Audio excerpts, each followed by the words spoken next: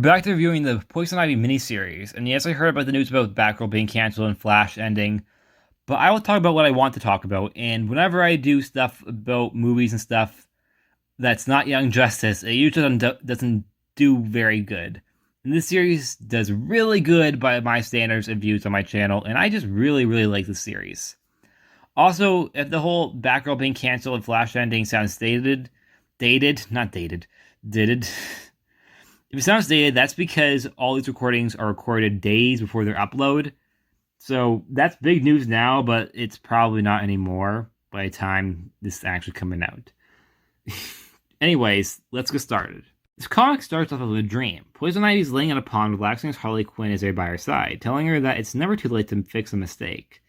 Poison Ivy explains she wishes that was true, and that it wasn't too late for her.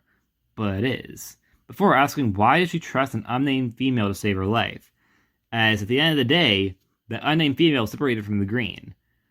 I'm still confused at who this unnamed female is that they keep referring to as just she, because in issue 1 we see that it's a Caucasian woman, therefore it isn't the gardener, who would have been my first guess, but it can't be her since the gardener is African American. Harley Quinn argues that if she didn't get separated from the green, Poison Ivy would have died. Who responds by telling her maybe she didn't want to survive, and that perhaps that Pamela would rather die with the green than live without it. Pamela wakes up from her nightmare, thinking over how if it wasn't for her healing abilities, she would be dead by now due to her condition. Sorry. Poison Ivy goes into the shower where we see that there's literal leaves growing out of her, which she cuts off with a razor, and we see blood drop in the drain, meaning those leaves have blood and are legitimately, biologically, a part of her, which is so horrifying, but so, just visually arresting with the panels of seeing the blood go down the drain. Poison Ivy explains to us, as the reader, how she's not a hypocrite, and that when she means all humans will die, she means all of them, including herself, and how she's no different from them, but says that she needs to be the last to die in order to make sure the job is done. When Poison Ivy is just hanging out on her patio, we see a woman who I thought at first was Jenny from the last issue, but her name is Carrie, despite looking very similar to Jenny, which I found very, very distracting. She explains to Poison Ivy how she needs an extra pair of hands in her garden, and she's willing to pay her. And we see that the only reason why she agrees is that she needs money. Pamela and this woman get to the garden, which is a total mess, but they get to work. Before they do, Poison Ivy does see an illusion of her other ex, the gardener, but she just shakes it off and gets to work. Pamela and Carrie work all day together. They work the entire day in the garden, eating lunch together, etc. And she's having a great time, feeling like she's helping the green here too. Well, yet not murdering people. Who would have known? All you needed to do is become a gardener. Just ask your ex, the gardener. Sorry, that was a low-hanging fruit I had to pick. And by the time they're done, Pam has actually grown close to Carrie, or at least friendly to her. Pamela suggests that she should replace the soil, to which Carrie agrees, and they get off on their way to the gardening store. As Poison Ivy thinks about how, despite her mission to kill the human race, she doesn't enjoy it, but what she does enjoy is buying flowers. They get back to the garden. Pamela plants a tree, as she narrates about how this one tree is now planted into the earth, which means a lot more than people give credit to. Next morning, Carrie finds Pamela asleep in the garden, who just explains it as she lost track of time and passed out. Which is a little... I don't know if I would exactly buy it, but Carrie does. Carrie tries to help Pamela up, but if she touches her, she could become infected. In a moment of empathy, Pamela shouts no because she cares for Carrie, which kind of puts Carrie off a little bit of this total stranger. Well, she's not a total stranger, but they've only known each other for about a day. Carrie still is nice to her and treats her with compassion and just says, oh, okay then. But we can see that she's a little bit weirded out by Poison Ivy's reaction of getting help. After Carrie leaves, Pamela thinks about how she's willing to spare people, and that's a weakness. Because Carrie's not the first person she's willing to spare. She was also willing to spare Jenny after she heard her story. And that she shouldn't be making exceptions, yet she can't bring herself to kill them. The rednecks from the first issue were okay, though.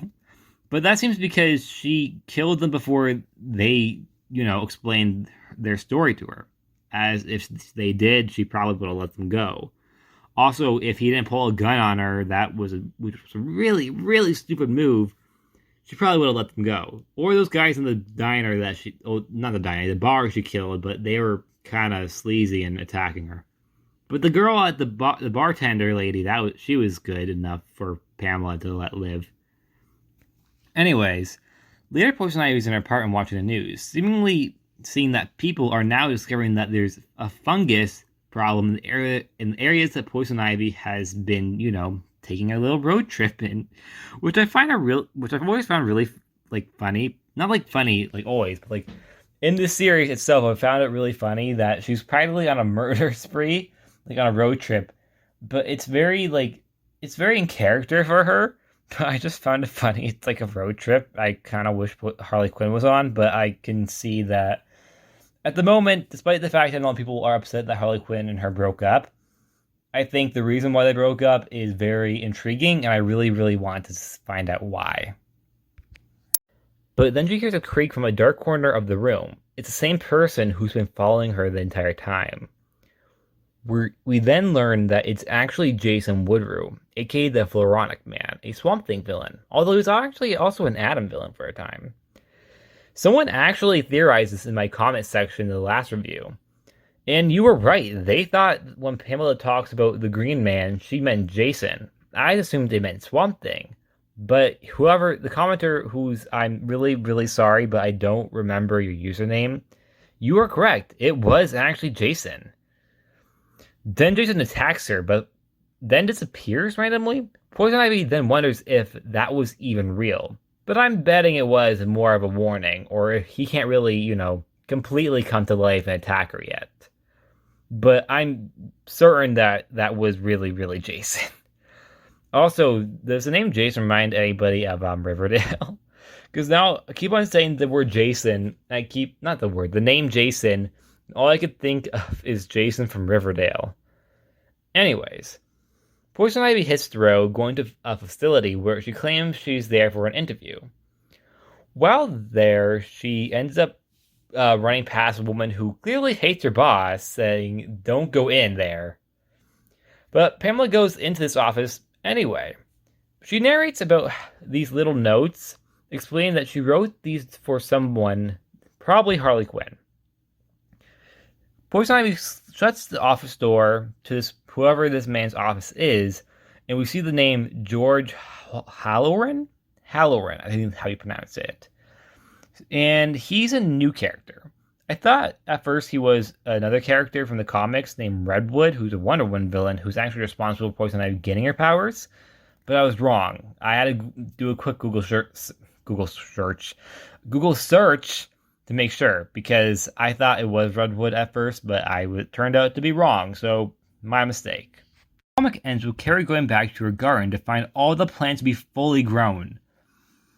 And that's it. We're halfway through the comic, and so far I love the first half of the series. The deep dive into Pamela's character is amazing, showing how despite all of her talk about the green, at the end of the day, she is human, which she even admits, which is something I'm really happy she does, because if she didn't admit to it, I feel like her character could be dreading water. But she's fully aware that, yeah, she's human. But she's still in denial, but not in a way where she's in denial that she's human at all, and that she's completely a plant, and that she is practically Eve, and should be the only one alive on the planet. She thinks that since she's human, she also needs to die, which I think is a very, very interesting take on the Poison Ivy's character, because as of lately, she's always being dubbed just Harley Quinn's girlfriend. But but this comic, which is coming out nowadays, technically, shows a different side of Poison Ivy. And I think Poison Ivy is one of those characters who have a lot of potential and show a lot of that potential in a lot of different media, like the anime series and different comic book storylines, but never just quite get there. But this comic gets there. It hits hard with every single reveal. And I am really, really excited for like anything that comes next. I would not be surprised by, I think, anything at this point, and I going to go on a limb here and say that I'm okay with that, because this comic is full of surprises. The Jason Woodrue surprise. Who is she writing these notes for? Although I think it's kind of obvious it's Harley Quinn, but maybe I'm wrong yet again, because I thought the Green Man was Swamp Thing, but that turned out to be Jason Woodrue. So maybe she's writing these notes to a completely separate person. Maybe it's to the gardener. What is the gardener's role in all this? Who was the woman who took away her powers? And what is Harley Quinn and her going to get back together? All these questions, and I am really afraid that they're not going to have time to answer them all in the next 3 issues. I'm betting they will. The writing team on this comic seemed very, very good. Like, extremely good. To the point where I would trust them with, like, Batman or Superman. That's how impressed I am with this comic. It is, in my opinion, just, like, honestly, my favorite comic that I'm reading at the moment. It is just that good. But I'm rambling too much. We have to continue on to the other characters. Harley Quinn, in my opinion, is also very much, like, developed, which is ironic because she barely has any appearance in it, but her presence is still there, despite the fact she only appears in flashbacks and dreams. Same with the gardener, although more Harley than her, which makes sense since Harley had a more impact on Ivy as a character. Even Jason, I would say, had a bigger impact than the gardener as Ivy's a character, because the gardener's more of a newer thing, while Jason and Harley Quinn have been a part of Poison Ivy's character for decades.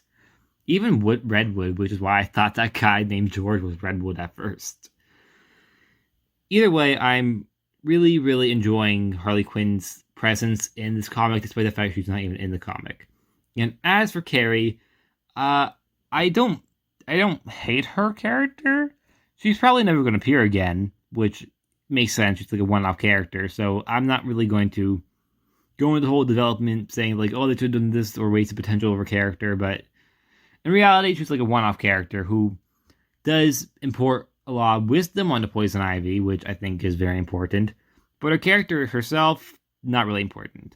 But that's it for this review. Please like, subscribe, and I'll see you guys next time. Bye!